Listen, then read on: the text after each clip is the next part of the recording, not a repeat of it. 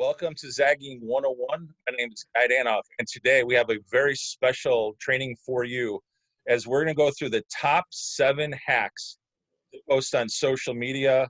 And this is, again, part of the continuing education that we want to do to make all our states so we can help increase your impact and in your influence on social media. So with that, let's go ahead and get started.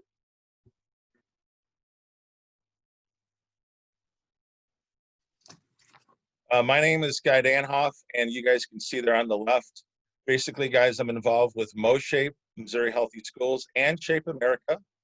And I play a different role for each group, but nevertheless, it's all part of social media.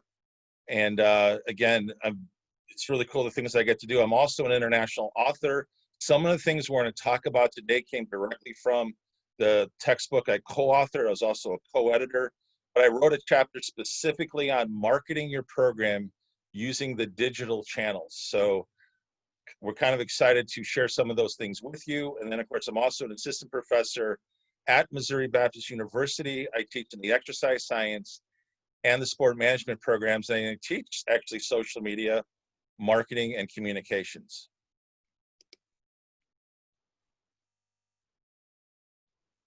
And I'm very excited today because I got one of my favorite people in the business of social media. We are joined today by Shape America's Joey Martelli. Joey, welcome.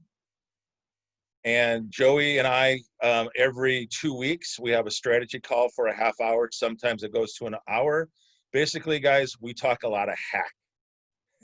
And we have a lot of fun sharing strategic ideas. And it's really cool to have this kind of relationship at the state level with the national office. And Joey's going to be weighing in and making some really good points on things that we're going to present to you guys today. Yep, no, thanks for the introduction, and I'm happy to be here. I appreciate the invite. I do all of our social media content at the national level, so any post that you see that comes from Shape America, I am the person behind them, crafting them. I do a lot of, digital marketing, as well as working with our advocacy team, and my boss is Carly Wright, who I'm sure a lot of you are familiar with, as she is a legend in the phys ed and health education advocacy world. So happy to jump on and talk some strategy today and give you guys some good tips and tricks to make your post more engaging. Yep.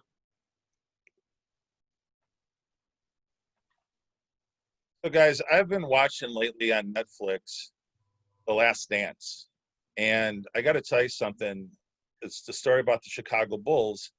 And something that I so believe in strongly, and this applies so much to social media, if you get the fundamentals down and the level of everything else you do will rise. And today specifically, we're going to break down the 7 elements of a social media post. These are the fundamentals. These are the blocking and tackling.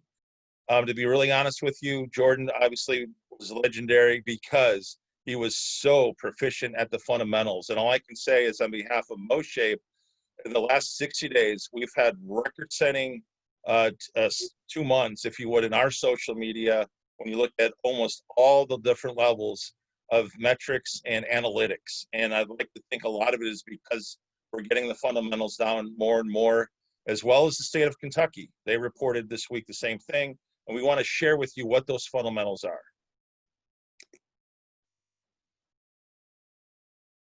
So today we have one objective. We want to help you guys improve your social media post.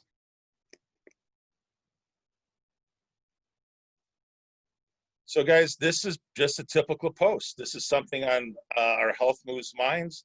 And you can see there that we have an attention-grabbing headlines. We're using some emojis. We're giving people some, what's going to happen tomorrow. We're giving time, who's involved. We're obviously the value proposition we're giving a free webinar.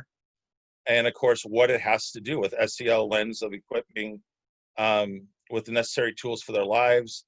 And then of course, and we'll talk about this in just a second, but the call to action is a very important piece. And one of the ways we do that is through Bitly. And Joey's going to help us a little bit later on weigh in on the Bitly. So what I'm going to do is throw it back to Lauren, and she's going to give you the anatomy of this post. All right, so we are going to break down the post. So as you see here, we have hack number 1 as our attention grabbing header. Check it out. Then we go to our hack number 2, which is the 2 emojis on the side to really grab people's attention as well. Then we have 3, the strategic hashtags, which in this case is the health moves minds. Then we go into our hack number 4, which is our micro influencers or other people that might be in the post. Number 5 is our triple S threat, and that's actually our story. Then we go into hack number 6, which is content as king. And our last one is our hack number 7, which is our call to action, which Guy just talked about. So that's what we are going to go over today. So we are going to start with hack number 1. Guy, do you want to go ahead and take this? Guys, anyone who's ever heard me before do a training, I'm going to tell you right now, if you don't have something attention grabbing, your content will not be seen. It's just that simple. We fight for eyeballs every time we post, on every post. Simply put, Gary Vee, like the way he says it, brand is built where the attention is. So we're going to first start off with our must-know social media slang. So this is just trying to educate you guys just in case some of you out there don't know these terminologies, and these are used very frequently over all social media. So the first one is DM, which is if you want someone to direct message you or reach out, that would be one way. You can just say like, DM me if you have any questions. Then we have the RT, which is retweet. This will be used if you don't hit like the retweet button. You can write the RT, put what they said, add their tag, and then you can go into what you want to say about it. Then we have in case you missed it. And Guy, you want to take this one? You love the in case you missed it. Well, I do, because guys, research has shown, and again, I'll say this from previous trainings, you can double, triple, or quadruple your output or your effectiveness if you repurpose your content. And the best way to let your audience know that is by using in case you missed it.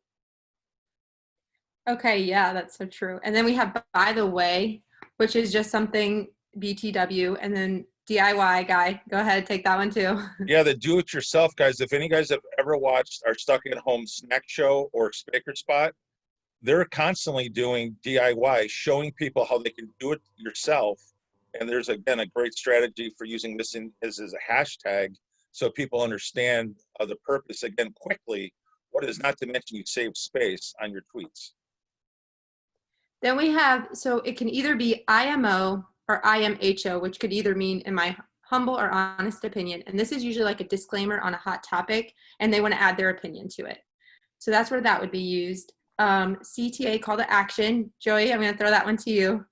Yep, yeah, call to action, as Guy and Lauren said earlier, that's kind of one of the most important pieces in any of these posts. We at Shape America, we will never explicitly say CTA, but we will have CTAs in all of our posts, and at least ones that have things that we want people to do. We do that by saying register with like maybe an emoji pointing arrow to a link, or just pointing arrow, or just the link, because it's kind of one of those intuitive things. So always include something for your folks to do if you want to get something out of your community within these posts.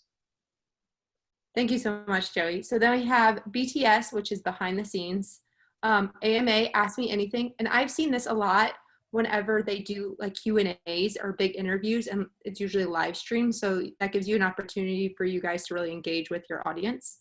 And lastly, we have DYK, which is Did You Know? And usually that's just a fun fact, a way to say a fun fact without using too many characters. All right, go on to the next slide. One-liners for releasing new information. Guy, you want to take this? Yeah, I'm going to give you a different perspective than Joey. When you have 25, almost 26,000 followers, to be honest, you may not even need to do any of this. But when you only have about 1,500 the way we do at MOSHAPE, you got to fight for the attention. And I use just in a lot. I use breaking a lot. Just announced. You guys have seen me use that recently. When we're ready to, announce something that we're going to do that same day, obviously check it out, hot off the press, and you ask, we delivered. So these are some things that you can do immediately to draw attention to what you're trying to get people to look at. Now, when I was writing the textbook and talking about digital marketing, I came across what's known as the famous 5, and I got to give credit to Jeff Bullis. He's a guru in the space, and these are some things that he talked about that make it really easy to kind of categorize how you can get attention-grabbing headlines. And the first one is called the list. It is exactly what it means. That it's a headline that you use. An example below would be like, hey, today we're going to talk about the top 10 best practices in social media marketing. The second one, I love this one too, a how-to headline, how to get more retweets on Twitter. Again, think about how you could use this for your application. Number 3, get what you want headline, 7 hacks to post on social media to increase engagement. The fourth one, this one's kind of fun too, the best and the worst headline. In this case, 12 things you shouldn't share on social media. And then, of course, I, again, being a data nerd, geek, whatever you want to say, facts, figures, and statistics, I like something like 21 awesome social media facts, figures, and statistics, say for 2020. I love that. So, Joey, is there anything else you want to add to this? Yeah, and I will say these are great. This is a great base to really build upon. You should also think about how you can use, information like this when it comes to your website, specifically if you're doing blog posts. Anyway, and the reason why these are 5 tried and true methods is because this will get you higher in search engine results. It's called SEO, search engine optimization. So if you look at Google results, and if you think in your own personal life, when you Google how to do something, you're usually going to find articles that take one of these 5 angles to them. So not only is this a great thing to do on social media and one that we would recommend, you should also be thinking of how to do this across your organization, or even if you're just getting into blogging or doing videos or things like that. These are pieces of information that you can use across kind of your content sphere. Thank you.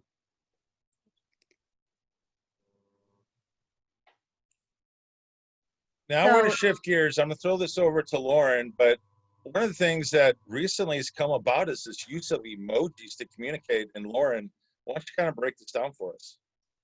Yeah, I would love to. So like you said, this is kind of a new topic, and we actually found that it isn't, every time you use it in a post, it increases engagement by 25%, which is a very big amount, I would say.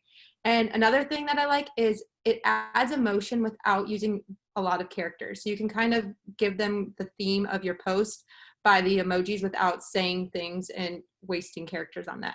Lastly, it encourages interaction. And what I mean by that specifically is if you want them to engage, you can say, drop an emoji on how you feel about this, or comment below with an emoji, or certain things like that. And that actually really helps people not have to think of something to say back.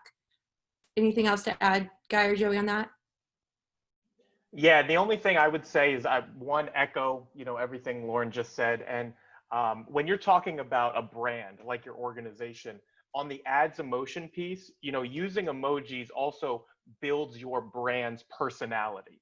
So if you look at how we, and I'm saying we as Shape America, interact on social media, and then you look how, both in my personal and professional lives, it's 3 different ways to do it, because Shape America isn't Joey Martelli. Shape America is its own unique brand, and the way that we communicate on it, what emojis we use, how we talk to people, that kind of engagement that we go back and forth with, is going to be different. So you should always think about how are you building your brand? What voice do you want? And emojis are the simplest and easiest way to kind of do that. And it's one where people can see it, because most everyone in their lives are going to be using emojis, whether it's via personal communication, whether it's on social media. So think of how you do it and what you kind of want your brand to ascribe to, and then use them as you feel comfortable. Guy, would you like to talk about anything about the post over there? Or The only thing, guys, if you look at a quick glance, you can see how it just, your eyes are attracted to those emojis because they're so visual. They pop out, almost like bullet points, except they're way better than bullet points because they evoke emotion. That's why we use them a lot, especially that top left. Hot off the press. I know when Joey came out with that, I wanted to get it out right away.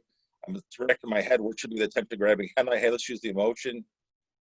Fire, hot off the press. And then you look at the second one in the middle. I use the calendar, streaming this week, and that's all our streamed content for the week. Then on the far right, again, use the fire for the attention grabbing, just letting people know they got a few hours left to register. But most importantly, I put the registration link really close at the very top. So again, if you want to attend the session, I gave you the arrow, boom, click, and boom, you're registered. So again, these are some of the tricks or the hacks, if you would, of what you might want to start doing in your social media to increase, again, your engagement, your impressions, your reach, and just really building, you know, more connection within your community.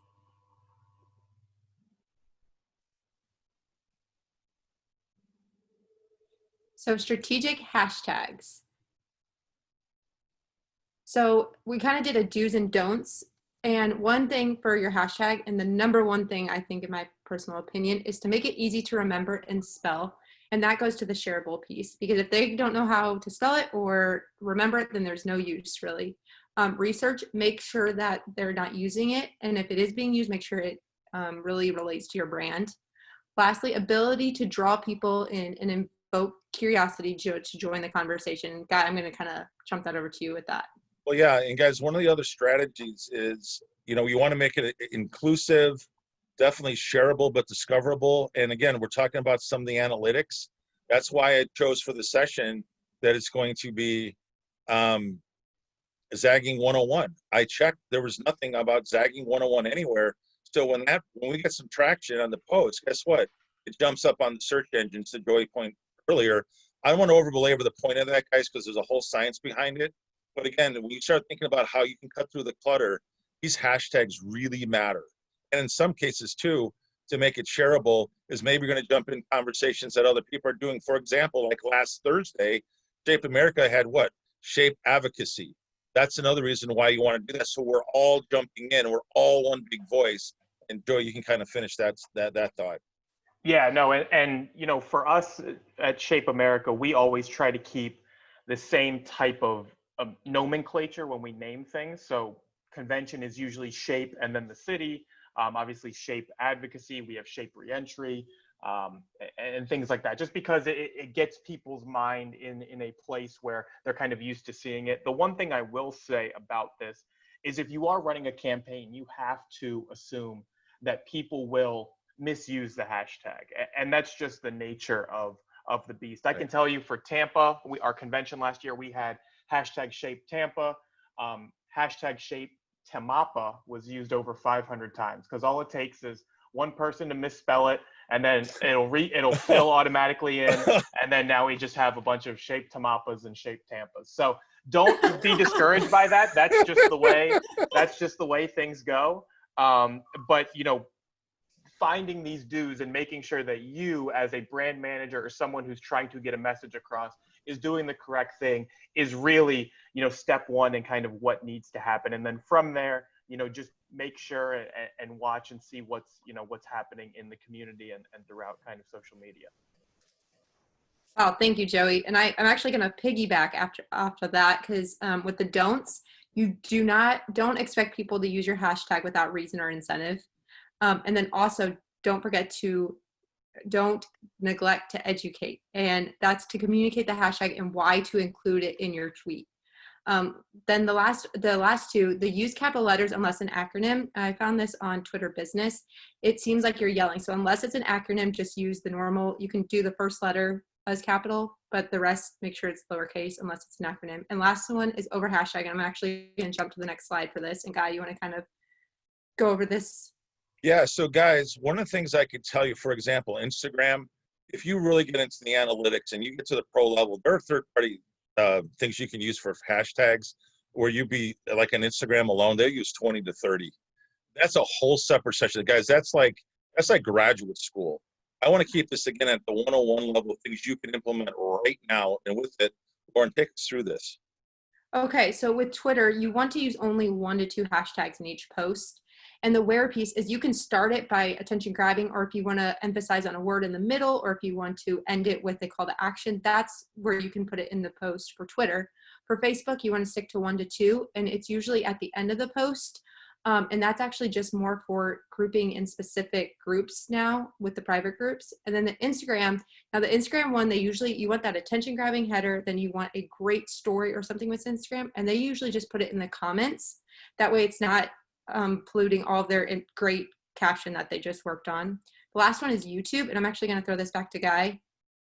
Yeah, so guys, one of the things that I've really spent some time researching, again, because last week we did how to YouTube, and it's okay to put one of them in the title Nothing wrong with it, especially if it's something like shape advocacy everyone's using, if it's related to that event.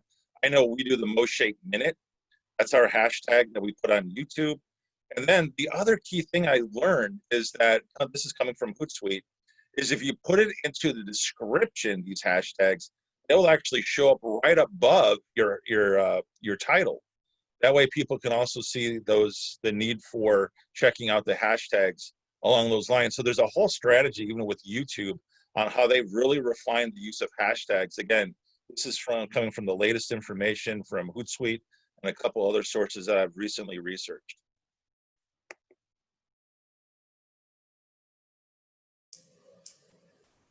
So tagging micro influencers.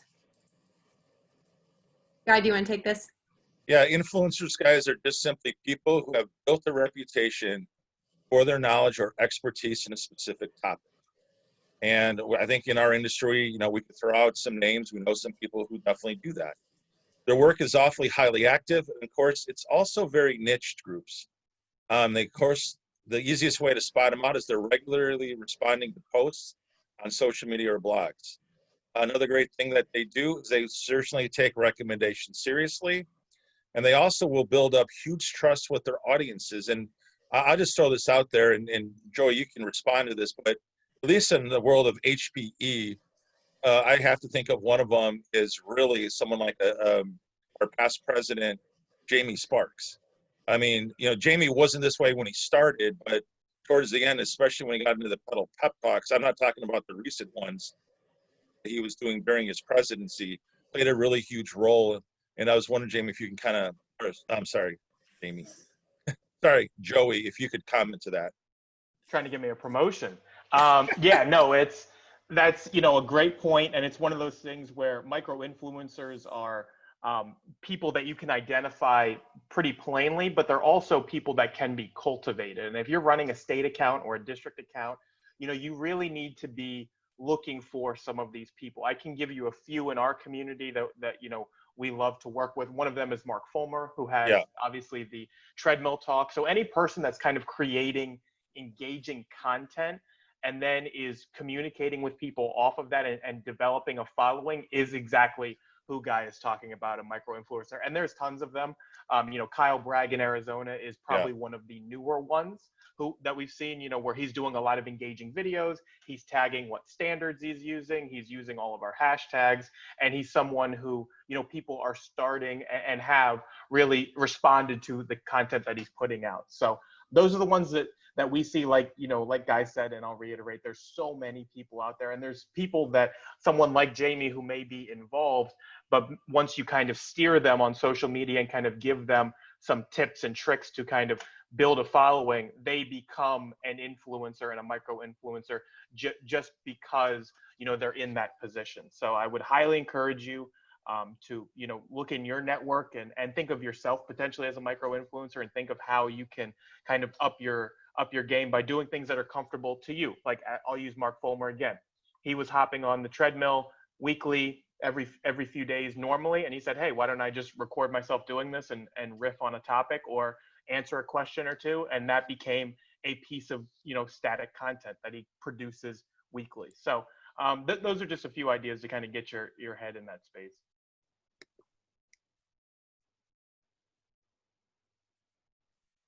All right, guys, we promised you last week we talk about some YouTube tagging strategies. And the reason why you want to do this, guys, hate to break the news to you if you haven't figured this out, YouTube is the second largest search engine in the world. So when people are putting keywords in, if you've tagged your YouTube content correctly, you should show up on a lot of these searches.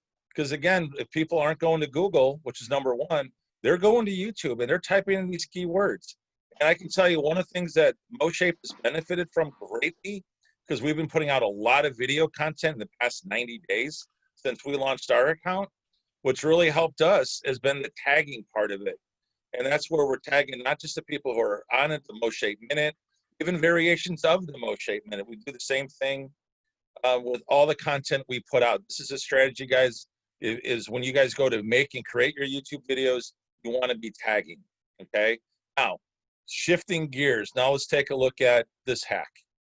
Okay, the question that always pops up, should you use a video or should you use a static image? Now, there's a strategy for both. This past week for promoting this week's show, we did both. We put out that real colorful that Lauren created, the 7 hacks of me and her on the cover. Of course, we're looking all animated. And then we also put out a video by Anna. We'll get to her in a second. But Anna did a live video the last 24 hours, to bring, more, if you would, a commentary, and an emotion to what we're doing today. The problem is, though, strategically, is if you use a video, you have no ability of doing additional tagging. In other words, your tagging will have to be done within the post. However, if you use the image like shown here, like we did, hot off the press, we were able to tag up to 10 people this post. And Joy, I was wondering if maybe you want to add to that.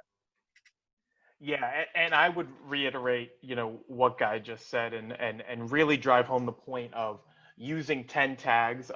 We honestly, at Shape America, we do a little bit of both, where sometimes we'll pull out a screenshot from a video, but then we will also embed the YouTube video. That's just, how I'm feeling at that type of day. Putting a photo in there and tagging those 10 accounts is going to be more beneficial for your engagement on that post.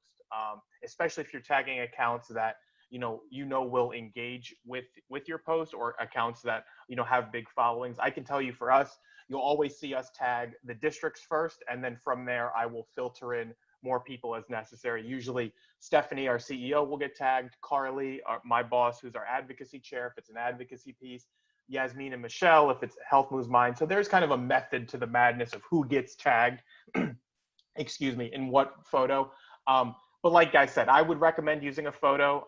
We do a little bit of both, just because sometimes it's easier to get something out quicker when we have the YouTube link. But yeah, definitely be aware of how to kind of extract as much engagement from a piece of content, when you're posting. Yeah, and then the last thing I'm going to camp on with this, guys, I can tell you that if you do the tagging and you add 10 people, you'll be surprised how many more retweets and likes you're going to get. And when you get the retweets, you're building your influence. That's also a big reason why MOSHAPE over the last 60 days has seen our impressions at an all-time high.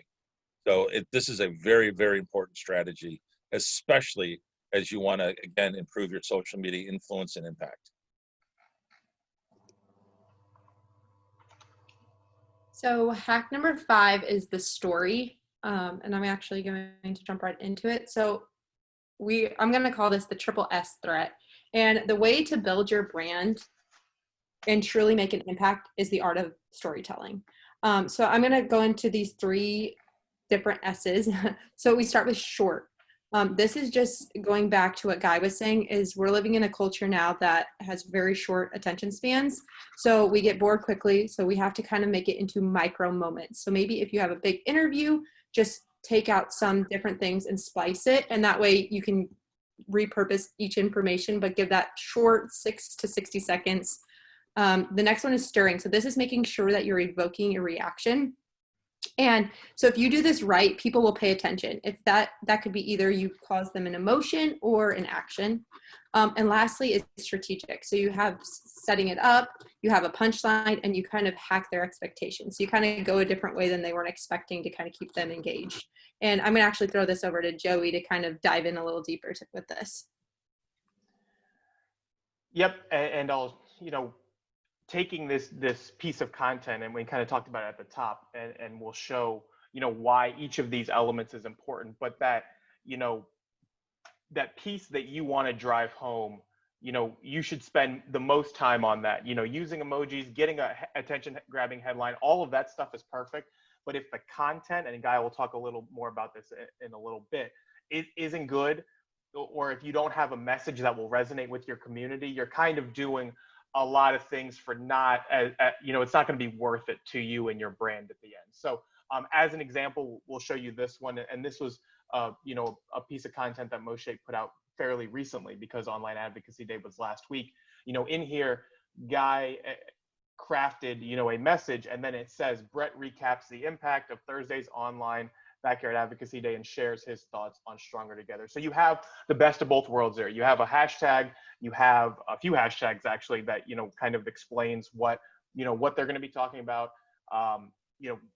The user and the person that's seeing this is going to know inherently, okay, even if I don't know who Guy and Brett are, or I'm not aware of what's going on, when I click this video, I'm expecting to get, this piece of content. And that will help a ton, especially when you start putting out content that an audience maybe outside of your community will resonate with. So I think of a lot of current stuff like coronavirus, back to school stuff. When you start putting out content that kind of touches on those pieces, and you're kind of getting your community ready for these things, and you have in there what they're going to see, you're going to see higher engagement naturally, because if it's good stuff, they will share it, they'll engage with it. You'll use the other pieces of strategy that we've kind of talked about today, and you'll have, everything that you need in one post to kind of produce really good content. So, and then on the right side of this,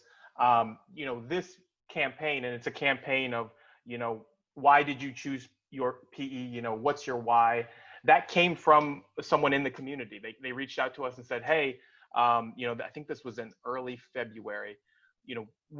There's a way, we're trying to think of a way to kind of hear everyone's story. And this is something that resonated with us, because everyone has a story, whether you think it's boring or exciting, everyone has a story and they can share kind of their background. So from that, Anna responded and was able to get 3,200 views on this video about what her why was, kind of what her background was and her story.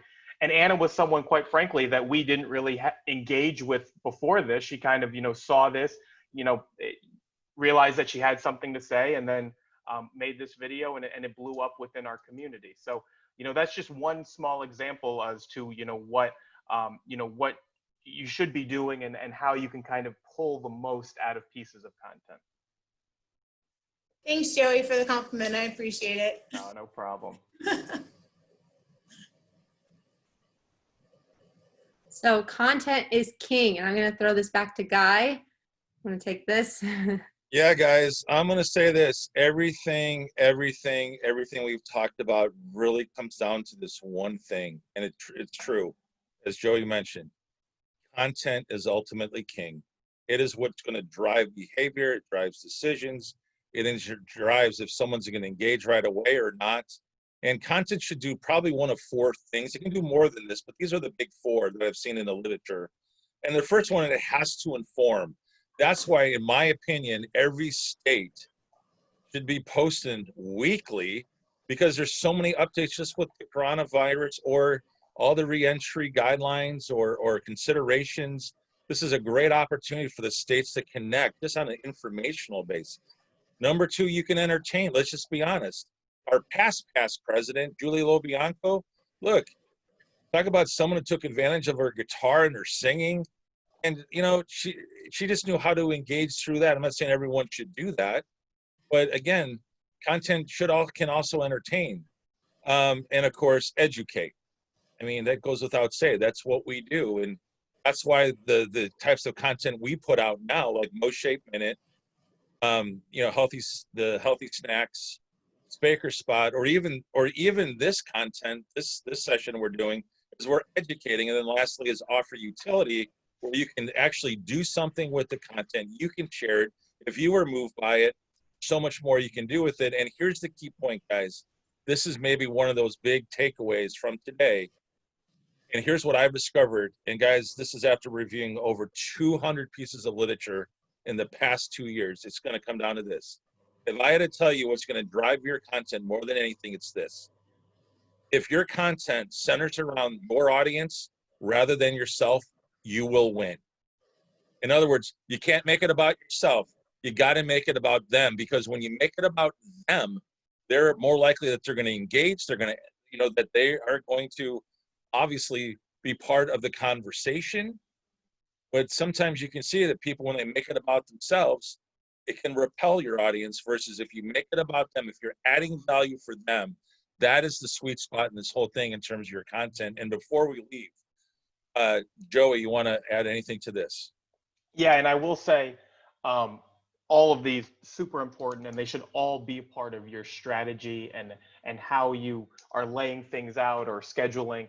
The one that I think kind of raises up from this community specifically is the offers utility. If you look, this community, especially at this time, really chomping at the bit for things that they can take and use immediately, whether it's editing it or whether it's just taking it and kind of using it as a blueprint. Even in this session that we're leading right now, if you remember at the top when Lauren said, hey, we have one goal today, and within that one goal, here are the 7 hacks.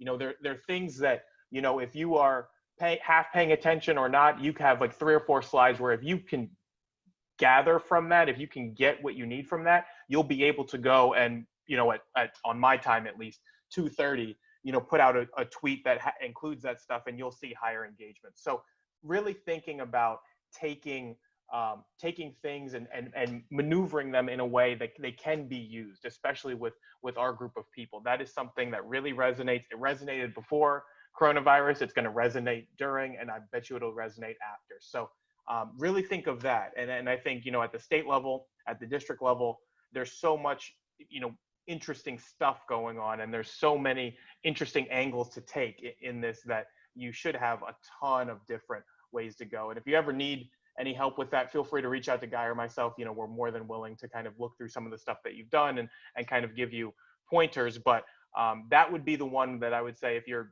struggling and trying to figure out what to build around, the offer utility piece is going to be the one that'll resonate and it'll get you farthest along easiest.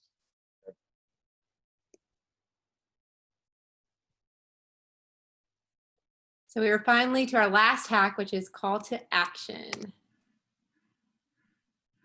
And Guy, do you want to take this one? Yeah, guys, this was actually coming straight from the textbook I authored. In the research, why use Bitly? It's pretty simple. First and foremost, it's going to shorten those long URLs, which makes it advantageous to use on any of the social media platforms. It will also optimize your links, which is also an important part of that process. And yes, my favorite is it measures traffic. The analytics are so important. For example, when I put out a post for registration, you guys always say I use a Bitly link. I can tell how many people have clicked on content instantly because it updates in real time. That's a huge reason why everyone from this forward, or this point moving forward, should be using Bitly. And Lauren, why don't you show us how we actually create the link? So very briefly, I'm just going to show you how easy it is. You just go to bit.ly.com and you'll just click this button that says create, and you'll paste the URL that you're wanting to shorten. It'll come up to like the right. And then after that, it'll create a Bitly, and you can add a title, and that will be for your use. So if when you want to go back to it, you'll be like, okay, I know that goes with that link. And then you click save and copy, and you will have your Bitly link. It is seriously that simple. And Guy, do you want to kind of go into this piece? Yeah, and then my favorite part is that's where I'll copy it, and then I'll put it into whatever post, whatever platform I'm on. Primarily Twitter, I use it heavily for, and certainly on Facebook.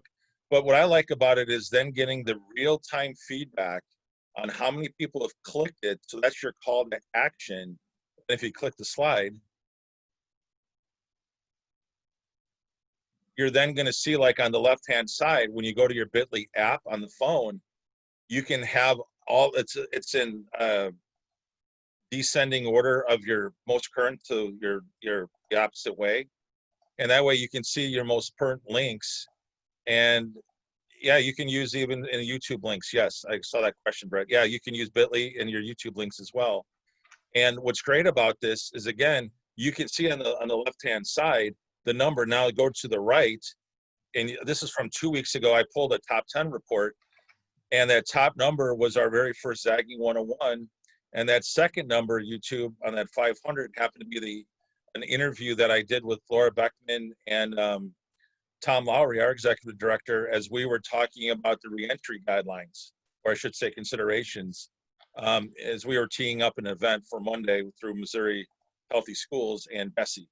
So again, this real-time feedback is so invaluable. And I know Brett, I was texting Brett, just letting him know how many views we were getting, like in increments of 2 hours, 5 hours, and then 24 hours Brett, this is how we do that. It is just that simple. And this should be a tool that everyone who's involved in social media, you're creating these bit.ly links. Again, it's an app. It connects with any of your social media platforms real easy. And Joey, anything else you want to add to this? No, I mean, the only thing would be just to reiterate that it's very important, especially on Twitter, that you're using bit.ly.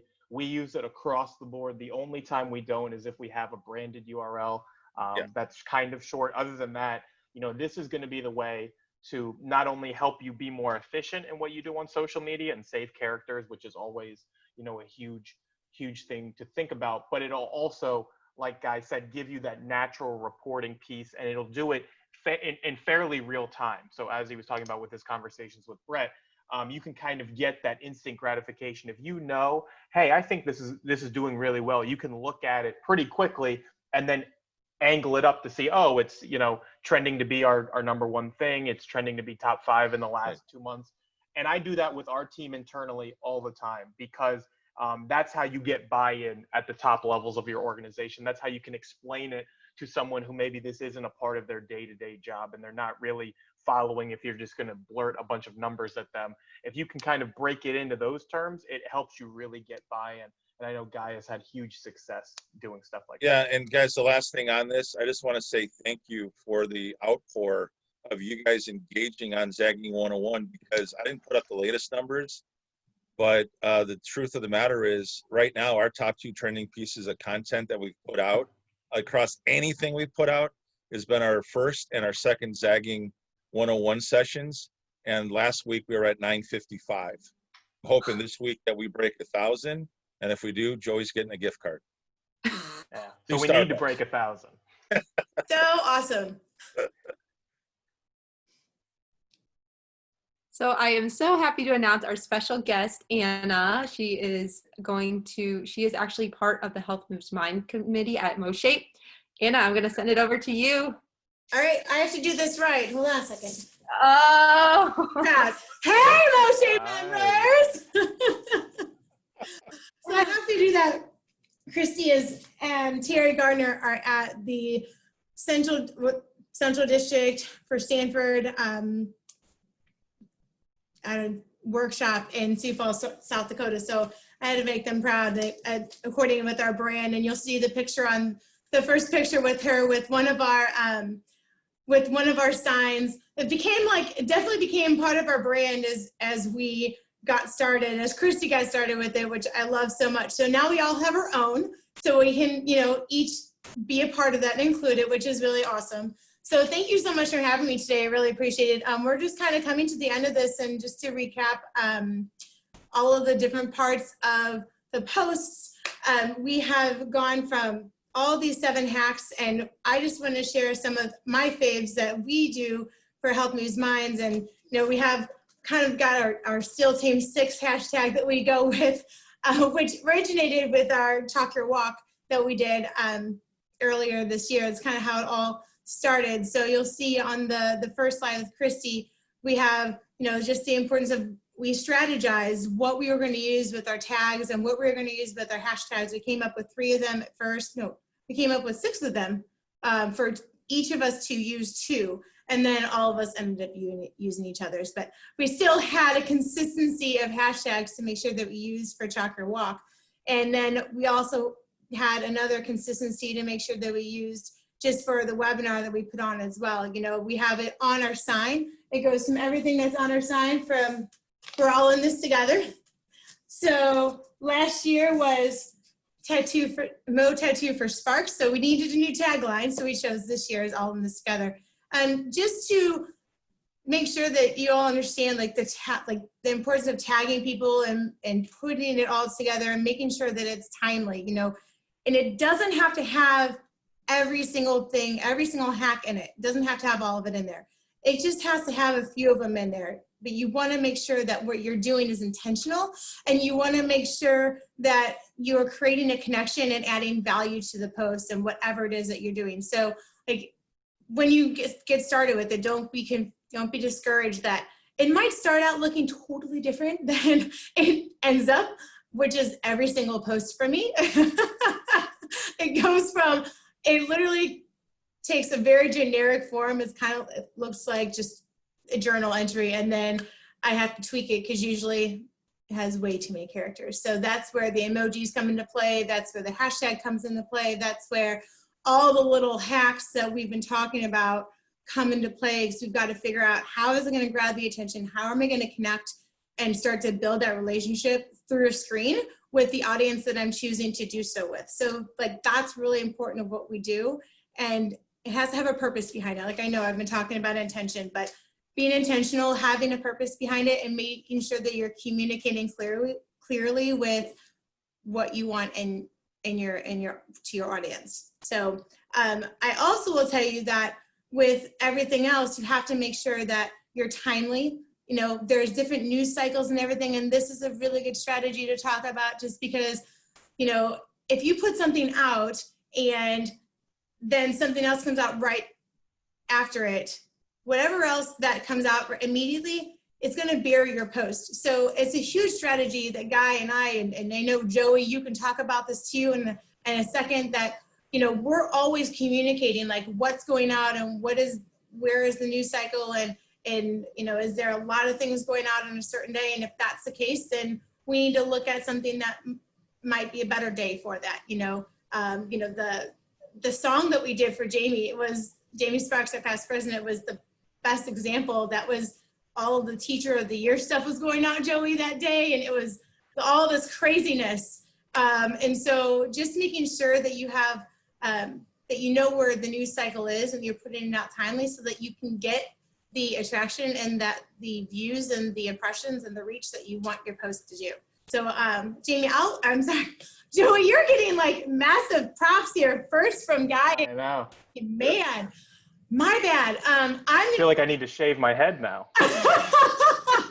And get a Right? couple of tattoos. I have a couple already. I don't have any Help Moves Minds ones, but maybe. Hey, you know, we might be onto something. I mean, Brett's supposed to get a tattoo as well. Apparently someone on his face, on his forehead or something. I mean, like, Do not believe those rumors. a really, really big, like, I mean, it could be a big deal. We might be onto some type of huge branding here, you know? So Joey, I'll let you talk a little bit more about it, and then I will, and I'll wrap it up. No, and that's a great, great segue too, because that is a huge, I don't want to say issue, it's a huge challenge, I will say, on social media, that everything moves so quickly. So if you get something and then, if you put it out and you have everything is kind of working in your favor, and then 10 minutes later, some big news breaks, or there's a pivot somewhere, or, who knows what, you really do have to be strategic in how to kind of best share that content going forward. Guy touched on it earlier. A huge one is doing in case you missed it the next morning or in a future morning.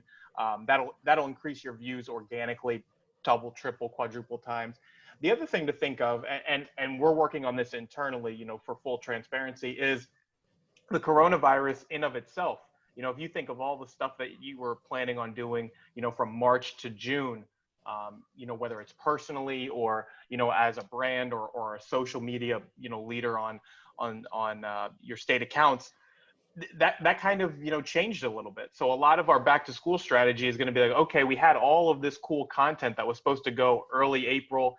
And there was maybe a convention component for us tied into it, that either we had to pivot then or just scrap it completely. How can we kind of bring some of that back into the fold now that we have a little more time to plan things out? How do we tweak it, to fit the current conditions? So those are things that you should always be thinking of, because it's not a 24-hour news cycle anymore. People always say it's really like an hour news cycle on Twitter. If I miss like 4 hours on Twitter, I feel like I might as well go to sleep and try tomorrow, because I'm way behind on everything. And I don't know what's going on with Kanye West or our community or sports. It's just, you're chasing your tail at that point. So, don't get discouraged would be my number one takeaway. If you put something out and then something crazy happens right after and everyone's attention is off of it, or, maybe it was a time that the community just didn't respond, think strategically and kind of bring it back up. The other thing I will say, and this will be the last piece, this year is unique, but this time of the year,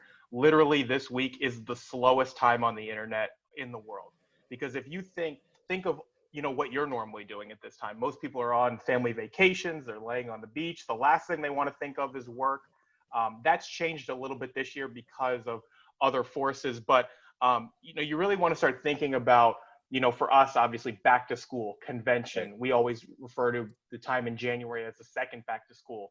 Really think about those elements that will always be there, elements that you can kind of build content around, you know, while giving yourself flexibility to do stuff like what is your why, and you know, chalk your walk, which was another MOSHAPE really good piece of content. All of those came organically fairly quickly, but then also think strategically of the big pieces too. So, and once you start thinking of that, you would be shocked at how easy it is to kind of fit things in and how everything falls into place. And then, you know, using these strategies, how everything will kind of elevate from there. Yeah, the Chalker Walk definitely came organically and very fast. You know, Guy loves to give me trouble, or give our team, our SEAL Team 6 Health Moves Minds team, about our amazing timelines that we give him. I mean, you know, 36 hours, 48 hours, let's just make this thing go viral and go national. But, you know, and we didn't originally think that it was going to go out like that, but it kind of just turned into it organically, and it grew, and we're really happy about it. And I know that we're working on having a back to school one in some way, shape, or form so that we can bring it back. And just to point on, Joey, what you were talking about, the pivot, you know, everyone's schooling back into the back to school is going to look differently. So how we do Chalker Walk is definitely going to look differently. It might be another step of a virtual thing, or it might be, you know, having the back to the Chalker Walk up at our schools or in our kids' neighborhoods. And, you know, it's going to look a lot differently just because of where we are right now, and just always being ready to pivot and to adapt to our current surroundings. And, you know, one other thing like Guy and I talk about is making everything relevant. Like, how is it relevant? How do we make sure it's valuable and applicable for everybody that they can do, you know, and duplicatable at the same time. So, and make it fun, right? But I was going to say one more thing about the pivoting and just being ready to go off of that. But I would say someone asked about different platforms. There's different ways you're going to post things different ways on different platforms. And there was a slide prior in the presentation that talked about like the hashtags and everything. That's also going to shift the way that you post something. Like, well, how I post something on Twitter is clearly not going to be the same way I'm going to post it on Facebook or on Instagram, you know. So just be mindful. Again, go back to who is your audience? Who are you trying to talk to? Who are you trying to connect with? And what's the message that you're trying to get out? And that's going to allow you to create your posts a little bit differently. And you don't have to tweak it a ton, but just tweak it enough to where you're having the right platform to what your audience is going to be. Like, I have a lot more family on Facebook than I do on Twitter. Twitter is a lot more school related. You know, or Instagram is a little bit of both, but it's more personal stuff, you know, or marketing stuff. So my audiences are all different. So I'm going to word things differently accordingly to it. So I hope that answers your question about what you were asking. So I want to tee up one thing that at the end of the, after today, there's another video coming out from our Central District President, Terry Gardner, through Health Moves Minds. And it's going to be another video that she's going to be coming out with. So make sure to watch out for that. And I believe, Guy, I think I'm wrapping this up, and I hope that you guys all have had a great time and learning a lot of stuff today. And I think that it's been a really informative, I hope it's been, and beneficial for you. And anything else, Guy? Yeah, we got to flip the slides. Okay. So guys, what we'd like to do, because this is what we do, this is so important to people like Joey and I and Lauren and Chris Staley and Mary Drewmeyer, who's also part of our entire team at MOSHAPE. We'd like to know your top takeaways from today, guys. We know that we went very long, and only because school hasn't started yet. We wanted to have this content put together for you. I mean, it was just amazing that we could get Joey involved, certainly from, you know, the national office, and of course, Anna speaking from the Health Moves Minds perspective. And we would really like to know your key takeaways. If you could just take a moment right now and just go right into the chat, we would love to know what 1 to 2 takeaways that you learned from today's Zagging 101.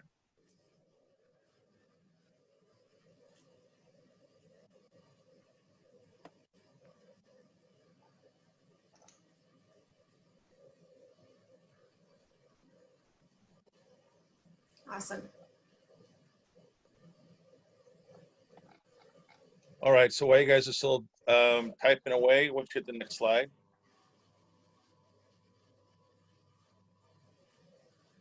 And honestly, guys, we want to say thanks. You can join us next week, and we're actually going to be talking about shows. Actually, do something a little different. We're going to actually have a panel, and we're going to be joined by our own Chris Daly, who's the host of our MOSHAPE Minute. We have another special guest that we'll talk about in just a second, Haley Sohn. She's not within the PE community or the health community, but she is in the fitness community. And next week, she's going to share her story of how she's used her Facebook Live shows that she's turned into even creating TV shows and TV appearances on a regular basis. And again, the power of the communication tool. So she's in the nutrition world, and she's going to talk to us a little bit about that. Of course, you know, we all love, what can I say, Christy Spears and Megan Baker, Baker Spot, they're going to be on. And I'm hoping maybe to get Mr. Pedal Pep Talk himself, Jamie Sparks, to see if he'll join us. We're going to be talking about the shows, and Lauren, if you could put up the next little piece there. And guys, this is an example of what we do. I mean, one of the things I can tell you is next week's sessions is going to be teaching you how we created these shows. Because I think one of the easiest things any of the states can do, if you want to connect with your audience, is to create your own show. We started with the MOSHAPE Minute. We knew that it was be very impactful. It has been. It's our #1 driving content that we put out. Obviously, Brett was a guest, you know, this past week. You can see that right there from this past week on Monday. Tuesday, it was Tasty Tuesday with Lisa Farmer. Wednesday, Spaker Spot. They've been giving a lot of Spaker tips and certainly educating us on how this all looks. And then also, this one, we put the rocket ship because, guys, we had no idea that you guys would love this as much as you have. And all I can say is the Zagging 101. Guys, all we really care about is helping you improve your impact and influence using social media. And so with that, what we're going to do, hit the slide. And we are now going to go into a live Q&A. This will not be recorded, and here's why.